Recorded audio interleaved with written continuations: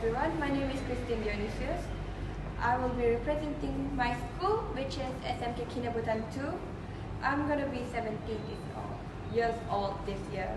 So, the first book, well, not first, it's actually two books. It's a comic book by Candy. It's about More Than Meets the Eye, which is about hygiene, your hygiene, and your bad behavior such as biting your nails and sucking your thumbs. It's G48. And this one is Daddy Go Lucky, about father that taking care of their children on the weekends. It's G47. So, we're moving to this one. And Julie, probably the ghost stories. It's a ghost book story which don't have picture in it. So you have to imagine the ghost by yourself. You can make it eerie if you want. If you don't want to make them less horror. And then I have Malaysian Murders and Mysteries. Sherlock Holmes and Enola Holmes, my both favorite. So this is about mysteries and murders. Have kind of couple of pictures about the victims, the police, and who was doing murders. It's based on the Malaysian stories and not mysteries, so it's based on true stories. Really, really takes your intelligence to solve the cases. Even after it was solved, you're like eager to know what happened next. So all time my favorite. The things you can see when you slow down. That's a long title, I suppose. Slowness is embodied in the title, by the little to the very last word. This book is a bit different from many others I've read. It's organized into short chapters that include a quick intro or story, followed by 5 paragraphs of life advice and ancient wisdom. This book only highlights a fraction of my favorite quotes. There's a reason this book has sold more than 3 million copies worldwide. A beautiful break from the daily grind and simple reminder about what's so important. This book is written by Haimin. He's a South Korean teacher and writer. It has 288 pages with 8 chapters and 8 epilogues. Chapter 1 is about graphs. Chapter 2 is about mindfulness. Chapter 3, patience. Chapter 4, relationship. Chapter 5, love. Chapter 6, life. Chapter 7, the future. And Chapter 8, spirituality. And the epilogue, published by Penguin UK on 27 June 2017. So you can see inside. It's really like simple and not boring at all, which like all words. It has quotes and motivational speeches. Chapter 1 has taught me if you have been unable to change a bad situation even after many attempts, you should change how you look at the situation. Nothing is entirely good or bad. Good or bad is always relative. Compare your situation with someone's that have it worse, or yours doesn't seem bad at all. Don't struggle to heal your own wounds. Just pour time into your heart and wait, and when your wounds are ready, they will heal on their own. Chapter 2, which is mindfulness, makes me realize that when we're feeling low, quietly examine the feeling without trying to change it. Let the feeling live on its own. The advice I got from this book is, if you wish to simply clear away the clouds of your thoughts, simply keep your mind in the present, and the clouds of thoughts linger only in the past and in the future. Bring your mind to the present and your thoughts will rest. So let's take an example from myself. As a student, of course you're going to be worrying about your future, like whether I'm going to continue my studies. If I get in matrix, A-level, diploma, or foundation, you never know. So like, as my father said, just focus on your SPM first before you worrying about what school you're going to get in after SPM. So yeah. Moving on to chapter 3, this chapter warned me that everyone is kind to someone they meet for the first time. But the question is how long their kindness lasts. Don't be fooled just because someone is nice to you first. This book also told me that instead of being the smartest person in the room, quick to critique others, try to be a warm-hearted friend, bringing people together and sharing things with empathy. Neighbors are capable of feeling the other's suffering.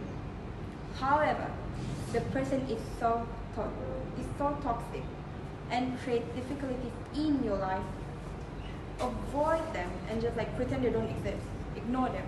Well, that's what I do, because if there's someone like have bad influence in your life, like toxic, you're not gonna let them in, right? So you're gonna ignore them and get away from them. For chapter 4, it's about relationship. not the couple kind of relationship, well, kind of, but not entirely. But it's also about relationship with those around you, like your friend, family, and the rest. Let the people have their own opinions. This is what I want to say. They are entitled to them. What is the use of someone carrying a designer bag when the behavior lacks the same refinement? The more you try to change someone, such as the spouse, your children, or friends, the more difficult and strained your relationship will become. People do not change easily unless they suffer the tremendous hardship of life. Altering experience we live among countless relationships, family, friends, schoolmates, neighbors, and many more. Life is good. These are good when being happy with yourself. So be happy with yourself. Even though it's very hardship and like a turbulence, like either you want to be with loving yourself or hating yourself, or in the middle, both. Love. Love is encompassed a range of strong and positive emotional and mental states. From the most sublime virtue or good habit, the deepest interpersonal affection to the smallest pleasure in elementary school. So, back when I was in elementary school, I met a boy who always made fun of me and bothering me, and he even kicked on my shin until it bruised. And then I learned about it that he was doing it to get my attention. That's when I first insight into the complexities of human psychology. Chapter 5 is my third favorite, if you want to know.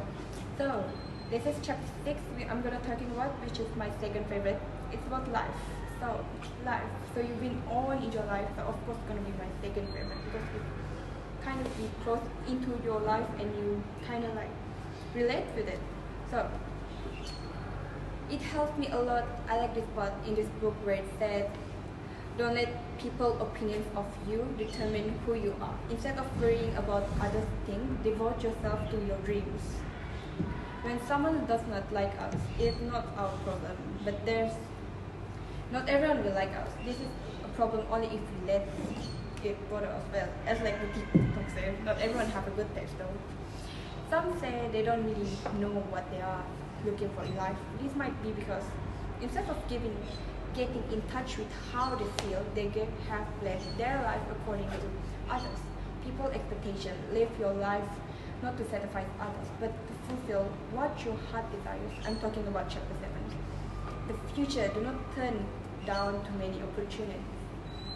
If you insist you need more preparation, you may not be invited again. You finally feel ready, you're ready. You can take up challenge. Now, let's talk about my number one favorite.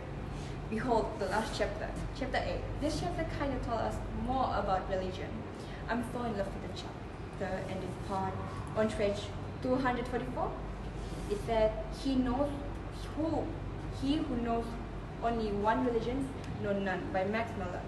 It may be short, but it has many meanings in it. In my point of view, this was taught me to be more open towards other religions and accept the good and advice from the others.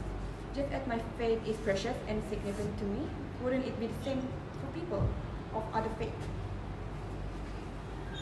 On page 256, also said, if you have been praying like this, please grant me this, I really need this to happen, then try to pray this as well.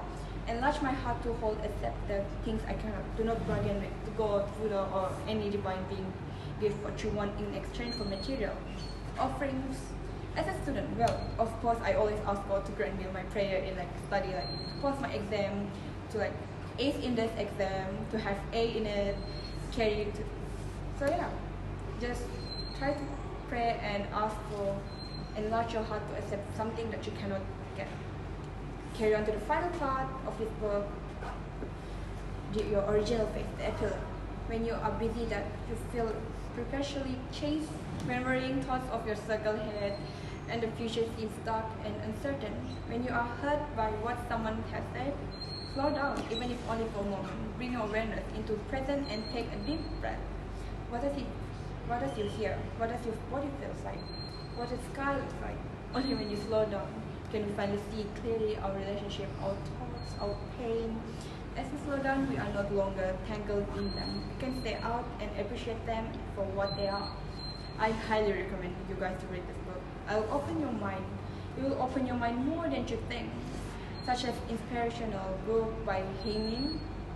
Right, have I mentioned that Heimin is a Zen monk? Oh, I haven't.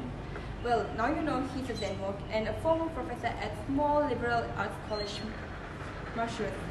I don't know how to pronounce that, but this book, you should buy it when you at your lowest. Just remind yourself that with this book you read, everything goes away, and maybe it's hard to accept all the advice at first, but someday, slowly but surely, you're gonna open your heart and accept the reality.